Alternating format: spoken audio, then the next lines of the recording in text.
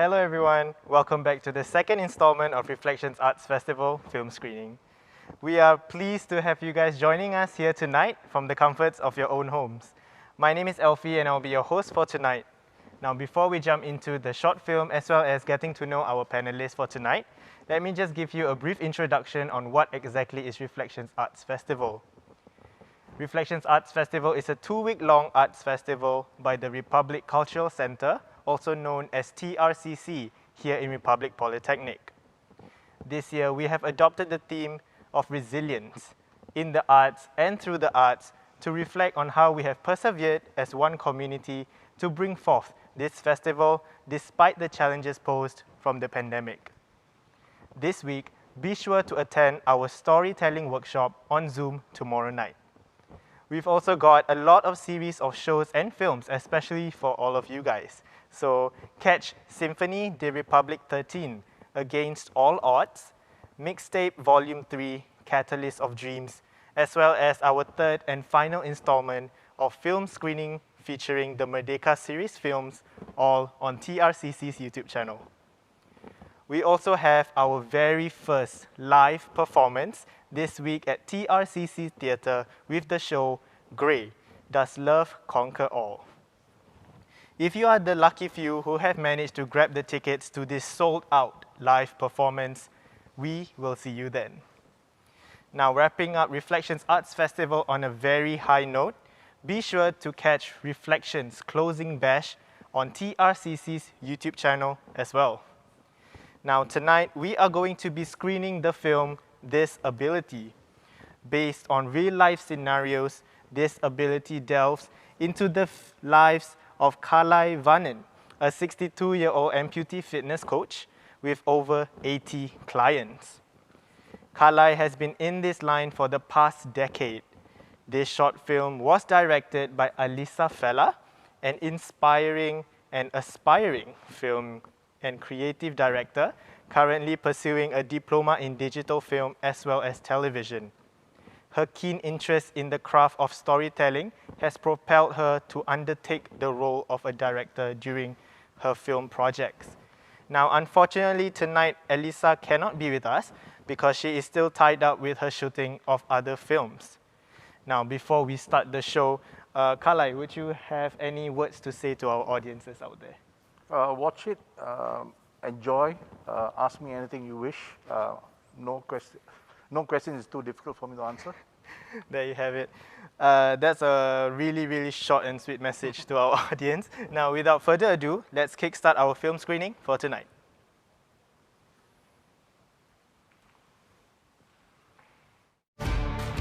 My name is Kalai Vanen.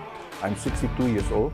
I competed in the Asean Para-olympic in 2015, and I have been a fitness coach for the last 10 years.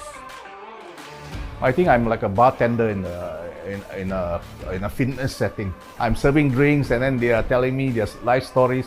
Some are really fun stories, some are horror stories, but that's between me and the person telling me. I guard their secrets very closely. I don't even tell anybody, and not even my wife. I think I'm one of the guys that would know of their pregnancy test result even before their spouse or partner knows it.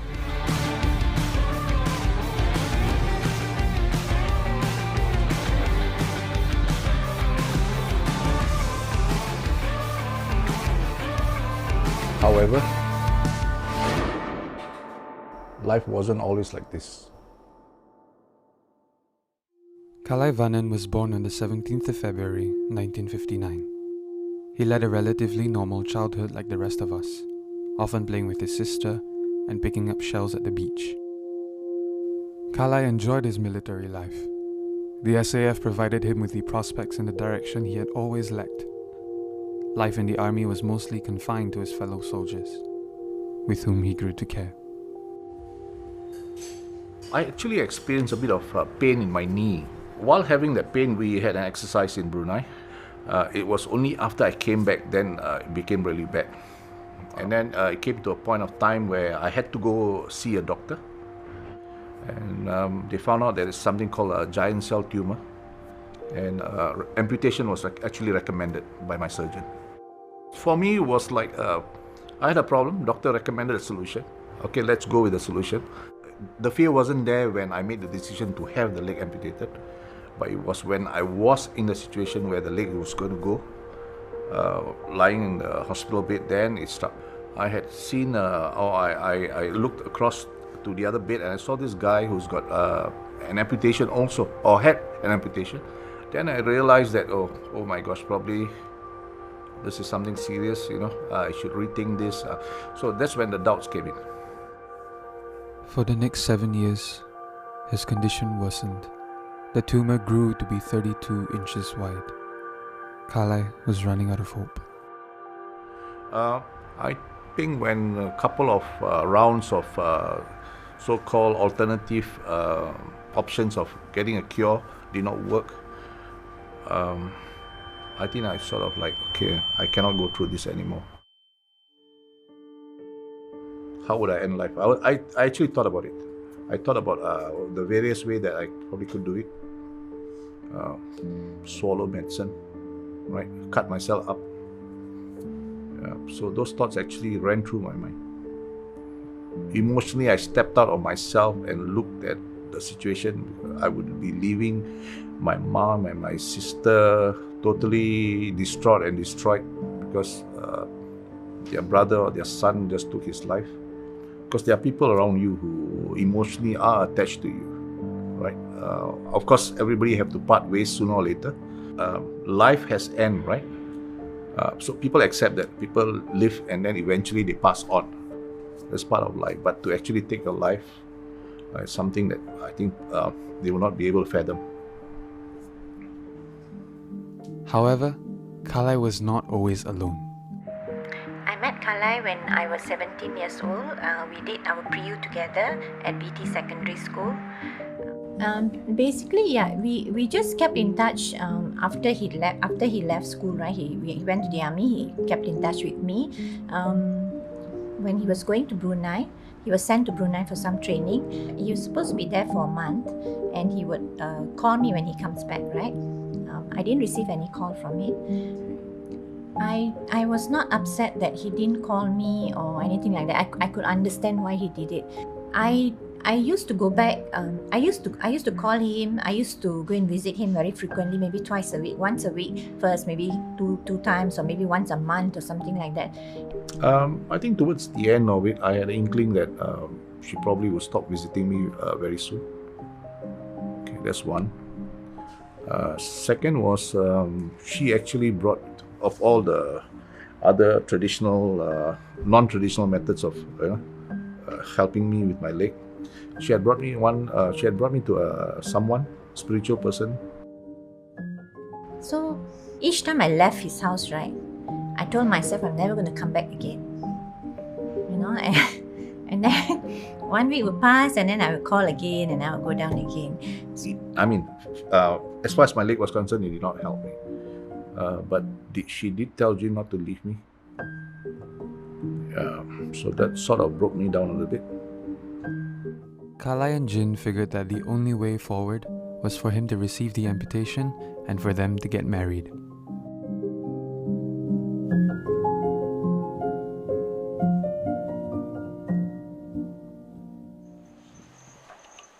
Family time has always been a big part of their lives. Family to me is a group of people, whether related or not, who love each other unconditionally, who stick to each other through thick and thin. My family and I try to spend time with each other as much as possible. Through dinners, bubble tea, ice cream, cakes. Back in the day, Kalai and family often went on family trips every December. Now that they're older and leading their own lives, they try their best to spend time together. Along with Kalai, his wife and daughter would join him in his training sessions every Sunday. So about 11 years ago, when I went back to the gym to sort of get myself fit, Esther saw me and asked me whether I would help her and her then fiance to get back into shape. We're so fortunate, I should say, being the first client. Yeah, So, it's so happy for him. so this crazy couple, Esther and Clarence, the now husband's name, wanted me to actually go down to their hotel room and train them at their wedding day itself, just Yeah. before. I said, no way. I said, So you it was better like go part rest. of our photo shoot kind of a thing. So I said, go Because rest. I really needed to tone and to lose some weight. And the first person I could think of is Mr. Kalai. And because my husband is still in contact with him, in touch with him, so the first person he also told me is you can go to no other than Mr. Kalai.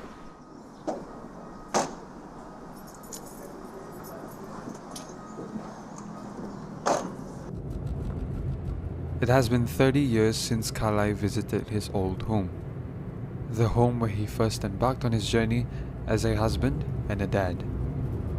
The emotions that came with having the first house was, we were excited. I think I will go back as far back as remembering that, okay, now we are on our own, to sort of signify that, okay, this now is our start. We are in Pasir Ris. You see on the right of me, it's block 411. When we first got married, we had my daughter, or our daughter. She was barely one. And then we actually bought a flat in Pasir Ris, and this was the very first house we had as a family. It felt very surreal because this is the actual juncture where we actually started life on our own. What message would I want to tell my younger self? It's not your fault, basically. It's not. I would say it's not your fault because you didn't choose to have that tumor, nor did you choose to lose your leg. You didn't have opportunities, but it's your fault because while you were in school, you did not do well. Otherwise, even without a leg, you will have better opportunities. You'll be a bit more mobile with as far as job is concerned. So in that way, it's your fault. But other than that, what happened to you is not your fault. But I think you did very well because you went through it. You didn't give up. Stand further. And the fact that you made sure that your children studied and did better than both of you. I think that was a lesson that I learned. I would tell myself. Despite being an amputee, Kalai's positive mindset and sheer determination allowed him to overcome many obstacles in life. It will never be the end of the road. It is up to you to pick yourself up and keep moving forward.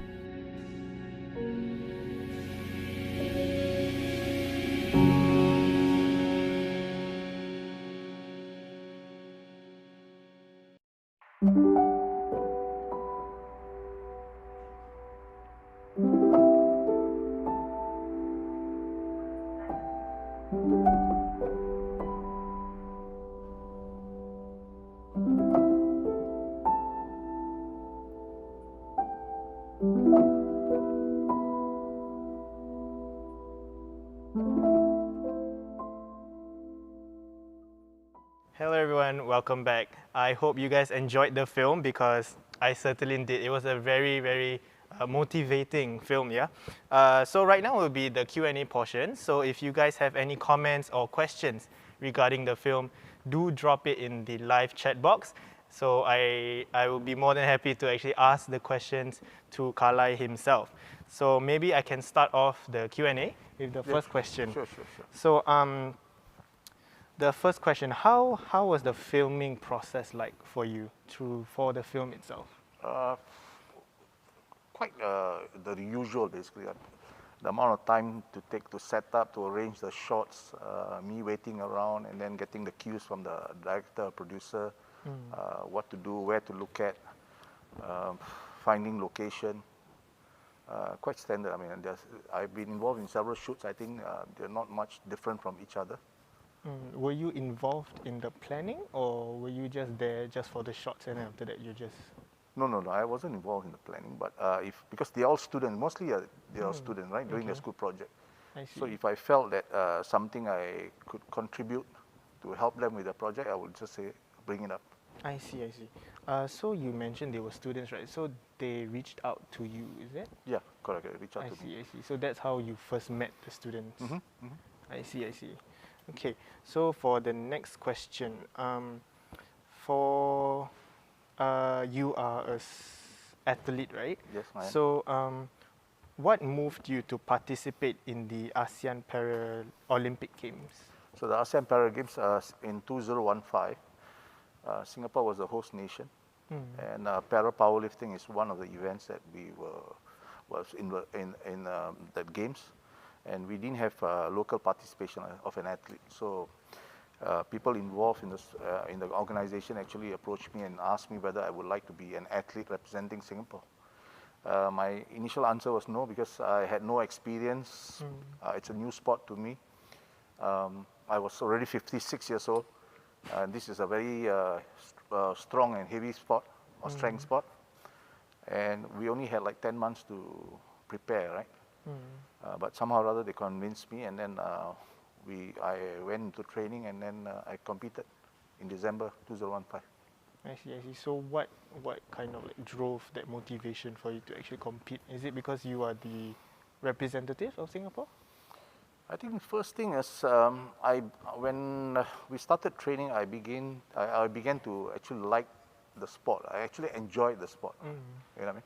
And then the fact that I was asked to represent the country, right, was in itself an honor. Right? So I thought I should at least try my best, even though it's something new for me.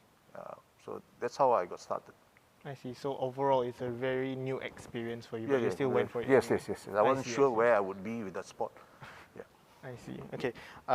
So we have a first question from the audience. Okay. So from Fandi Rohaizat, he asked, other than external support, what do you tell yourself every time to motivate and support yourself? What do I tell myself?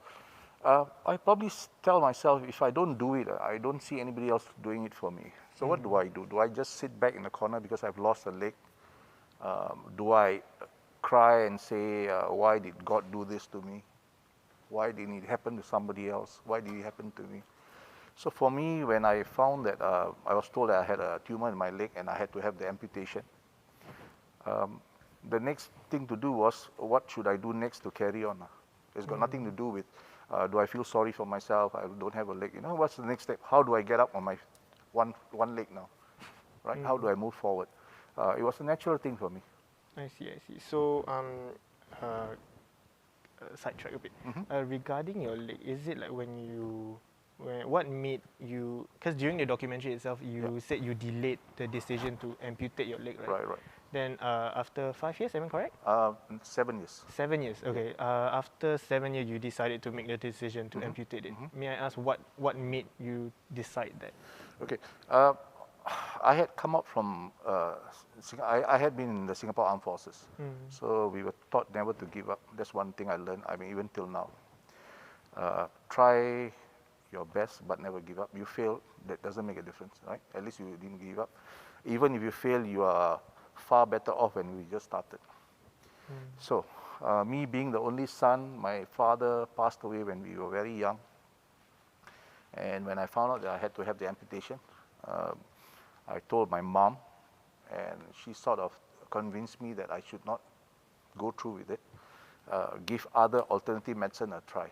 So I felt an obligation to actually, since I'm her only son, to give her that time, opportunity to actually try some other forms of treatment. So that journey took me about 7 years. I see, I see. So during that 7 years, you explored other medical options, is it? Yes, yes, traditional and non-traditional medicine. I see. So eventually you just decided to amputate your leg. That was one of the reasons. The other reason was when I was studying, when I was doing my A-levels, one of my classmates sort of fell in love with me. So I didn't carry that relationship forward. I mean, I wasn't involved in it. It was a one-sided thing. So, however, during my illness, that 7 years, she paid a lot of attention to me. She came visiting and all that. So eventually I broke down. I sort of thought to myself, if I were to have a life with her, one of the things that has to go is my leg, because that was the only thing that's holding us back. So she was one of the main reasons why I had my leg amputated. Okay, I see, I see. That's a true love story.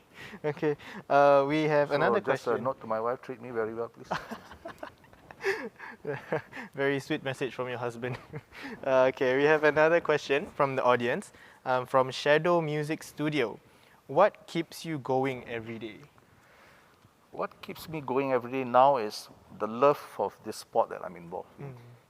Because without it, I think now part of me will be lost. I have something to look for. I have something to shoot for, go train. Even though there are days like, even now I just came from training. There are days that I don't feel like I want to go train, but have a cup of coffee and then start training. You have to go You train. have to go to it. I It's see, something I that you made up your mind that you want to do, right? I think it's just personal satisfaction. When it comes to the sport, is it? Yeah, personal see, I see. satisfaction that you have done it. You can do it at this age, trying to compete with younger guys. So, yeah, that's it, I think. I see. So do you see yourself, if you were not in like powerlifting, do you see yourself doing other stuff? Do I see myself doing in terms of sports or in terms of what? Anything. With the leg or without the leg? Maybe up to you. I think life has presented me this opportunity, whatever it is right now, at this present moment, without the leg. So it was up to me to take it forward, right? So my forward has been all the way getting married, having 2 kids, taking part in the sports. So that's where I am right now. You know what I mean? Do I regret not having the other leg? Yes, I do. There are a lot of things, simple things that you take for granted that I can't do. Running, walking, like I told you earlier. I can't be lifting an umbrella. I can't be eating ice cream cone while walking. I can't use my mobile phone while I'm walking. You know what I mean? Those kind of things. But we do what we can. The ones that we can't do, we get help. So Basically just continue pushing forward despite the challenges. Life goes on, life goes on. Yeah, life goes on, guys. Remember that. Okay, so the next question, touching on pushing forward through the challenges, what would be something you would like to say to the people out there who is going through a difficult time? Wow, I went through some really difficult times.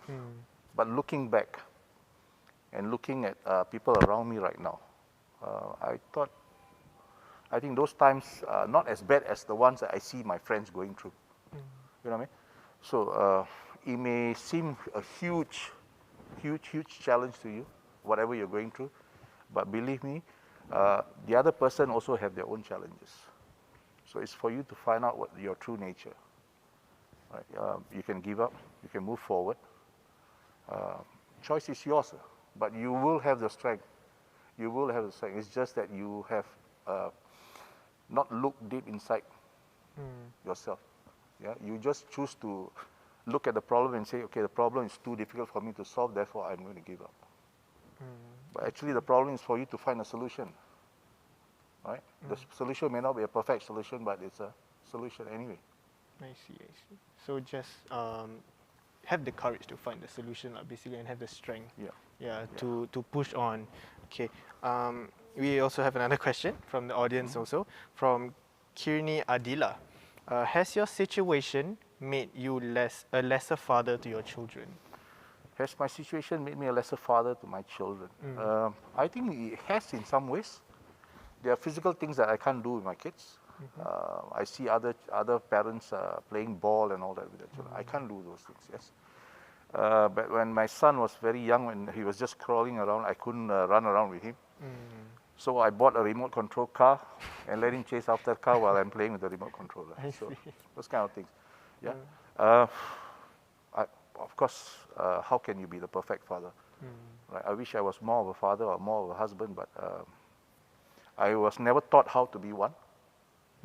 Right? I am also groping in the dark. I am just playing by ear as I go on.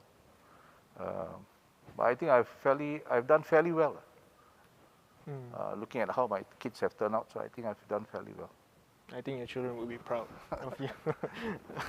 Okay, just a question about the film itself. In your opinion, right, when audiences watch the film itself, what message do you want the audience to take away from the film? So the irony of this thing is, everybody asks me whether I set out to motivate or inspire other people. I always say no, I've never done that. I've never had that intention. I was presented with this disability. I was presented with the courage that I have, I could find in myself, and I moved forward. I choose to move forward. So I feel that if by doing all those things, people watch me and they themselves get inspired and motivated, then I'm happy for it. But that was not my intention, right? But if they see me as that, and it helped them in their own lives in some other ways, I'm very happy. Yeah, but I'm not trying to motivate anybody or inspire anybody. That wasn't your main purpose, like in the film itself. Yeah. I see. Okay. We have another question from the audience, also from Fandi Rohaizat. Any advice to an athlete losing motivation in their sport during these times of COVID? Or you have to dig down deep inside in you and find out what is it that you wanted when you started the sport. What did you want to achieve? Did you come in just for fun? You want to come in just because you want to wear a jersey? Or is it something you're really passionate about doing? Can you live your life without doing it? Can you face yourself one day when you say you've given up? All those things and say, I should have tried harder. You know what I mean? I think the most important thing is passion, right? Yeah, you must have, you deep down inside, you must have the passion. Because if you're an athlete, you would know life is super, super tough. Because without the passion, that you know, there's no fire to drive you forward and correct. motivate you. We are not a professional sporting nation. We are all amateurs, right? Endorsements are very few. Though we get support and all that, but mostly it comes from the heart. If you don't have it, then you can't pursue our sports, whatever sports you are in. Because you either work, you go to school, right? You have parental duties, you have other duties, right? Yeah, so passion is important for, you know, people out there who are losing motivation. Just, you know, dig deep down inside and just find that fire again to push you guys forward. Okay, we'll move on to the next question. More of a lifestyle question. Yep. For your family, do they exercise with you every time, you know, you train outside? At one time, yes, my wife, daughter. So now everybody has their own thing to do. Though it's my profession, I train other people. They join when they can, or they exercise when they can. But we don't regularly train together. I see. So they join whenever they can. Yeah. I see. So regarding your trainings, like, is there do you guys have like a venue or? For my own sport? For my sport? Yeah, sports. Yeah. So Sport Singapore provides us with training and equipment. Currently, I train at Sport Singapore Institute, down National Stadium. I see. We have a dedicated gym. I have a coach. I have a team manager. I have a couple of teammates. We train 3 times a week with the team, and I train 3 other times on my own. I see. Yeah, so that's basically a training regime. I see. Just now you also mentioned, before we started rolling, you mentioned that you are joining future competitions in overseas, right? Yeah, there are some competition lineup, but because of the current COVID situation, that's not really a certainty. So there's the Asian Games, there's the Commonwealth Games again in London. There's a game in Korea, there's a game in China. So as an athlete, all we could do is train like we are going for a competition. And if the competitions come through because of the COVID, then we will attend the competition. But the training doesn't stop. Yeah. I think that's where the passion comes in. Yeah, the training you just continue doing we it. We train like there's a competition coming tomorrow. I see. Yeah, I think that's very true as well. Another question from the audience also. Furkan Adi asks, an advice for someone who is taking care of an individual in the same situation as you? Depends on how old the individual is. I see. Okay, people who take care of people like me, I think they overdo things sometimes. They are too careful with that person. They don't allow that person to actually find his or her own way. You know, allow that person a bit of independence. I see. Keep an eye on it, right? don't help that person with everything, then that person won't be learning how to stand on one leg or doing things for themselves. They become overly dependent on you. Yeah, this is true for mostly young people. And also it can be the loss of whatever could be due to trauma. That's even worse. You know what I mean? Like mine, I chose to have the amputation. It was not trauma, not an accident or something. So you got to, I mean, reach out to me, and then I'll help you out. That's not a problem. Reach out to Kalai, yeah? Furkan Adi. Okay. Touching on the independence subject, were you given like independence when you had your leg amputated? Was I given independence? Yeah. I was independent, no matter, you know what I mean? Throughout your... Throughout. I see, Yeah, I see. but because I recognized there are some things I could not do. For sure I could not do. Then I had to ask for help, whoever was around. You know what I mean? But otherwise, figure it out yourself. I see. Right? Human body and human mind is very adaptable. I see. Okay, we have another question from the audience as well. Nur Irdina asks, how do you force yourself to stop dwelling in your emotions and be rational and move forward in life? I do have moments where I regret not having my leg. I do have moments where I shed a few tears. I came back from Georgia from a competition, therefore we had to be quarantined in a hotel. I was quarantined in Stanford. And I remember many years back, looking down at the walkway downstairs, I was actually selling flowers on the street to earn a living. Okay. Yeah. Before you were an This was athlete. like 30 years ago. I see. Okay. And here I am at the balcony looking at that spot again. I shed a few tears, but I don't allow it to overcome me. You know what I mean? You can give yourself permission to shed a few tears, but get over with it. Right, move on. I Right. see. Nobody's going to pay you to remain sad all the time. You know what I mean? I see. I think it's just important to move forward in forward. life, lah. Yeah. Okay.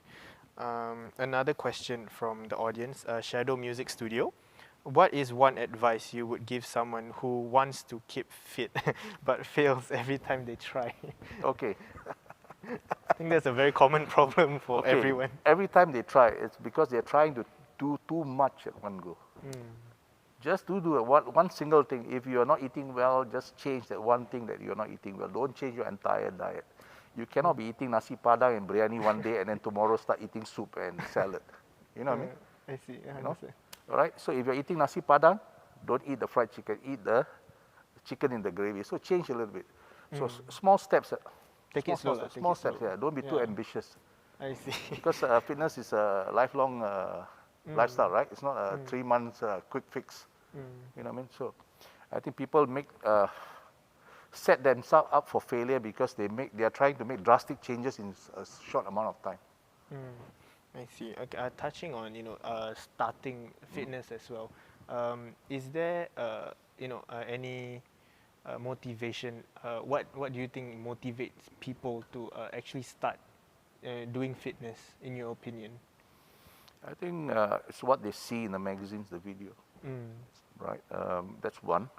They are influenced by social media. People getting six-pack, people looking good.